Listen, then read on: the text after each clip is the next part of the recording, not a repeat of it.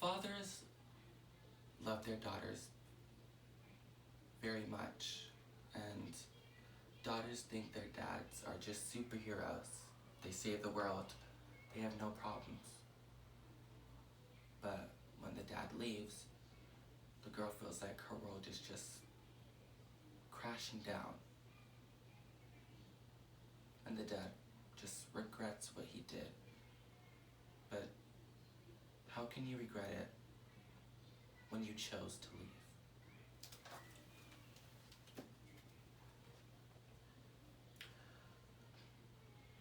Across a wide range of jurisdictions, the estimates are that mothers receive primary custody 68 to 88% of the time.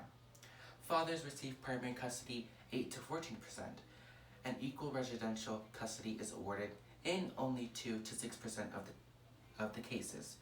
In this piece, a father deals with the realization that his daughter is torn by him leaving and her having resentment towards him.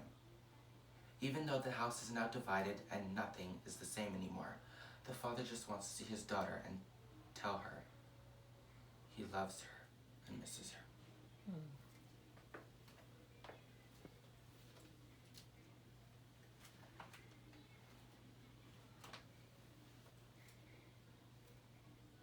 Your turn.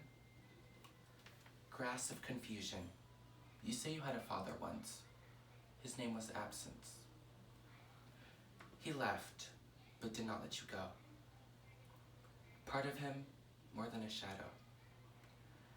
Beckoned down corridors, secret, elusive, saturnine, melting at your touch. In the crack of a divided house grew the resentment weed.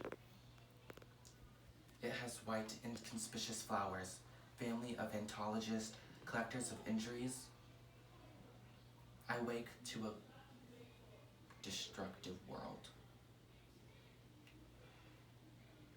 To the annunciation of the frost, a Popeye chipmunk scurries past,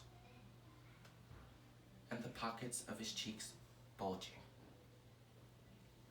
As the field mice store seeds, as the needle-nosed shrew,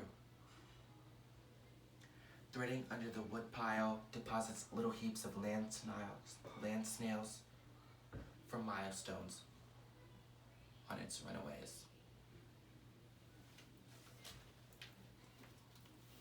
I was happy you were born.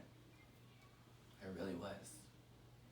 Your banks of digits equipped for decimals and all your clever parts neatly in place. Your nation gives me joy, as it has always given. If I could have my choice on the way to exile, I think I'd rather sleep forever than wake up cold in a world without no single person to call woman. Because there's no woman in my life right now. Not even you, I call a daughter.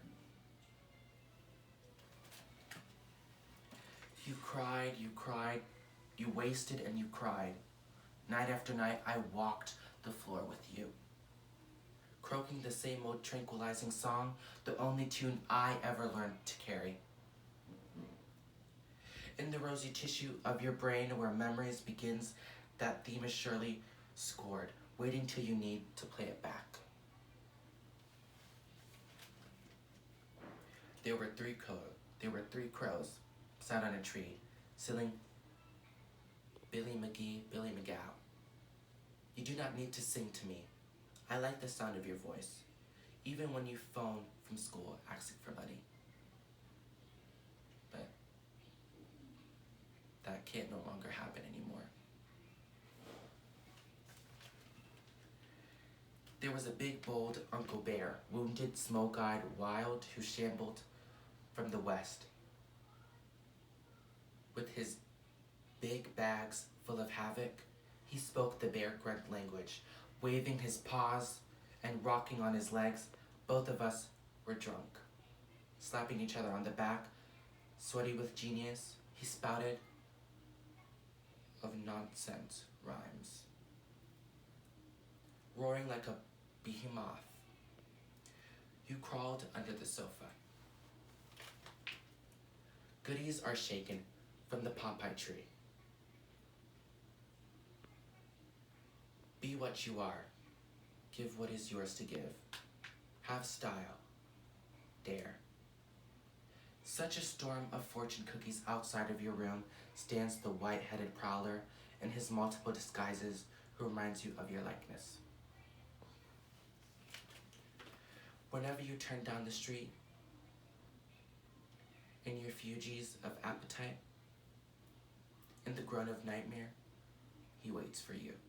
Haggard with his 1,000 years, his agents are everywhere. His heart is at home, in your own generation. The folded message in his hands is stiff with dirt and wine stains. Older than the Dead Sea Scrolls, daughter read. What do I want of my life? More. And I regret the day I left, and I know you don't want to see me anymore. And I'm sorry, but if you get this letter, Daddy misses you and loves you.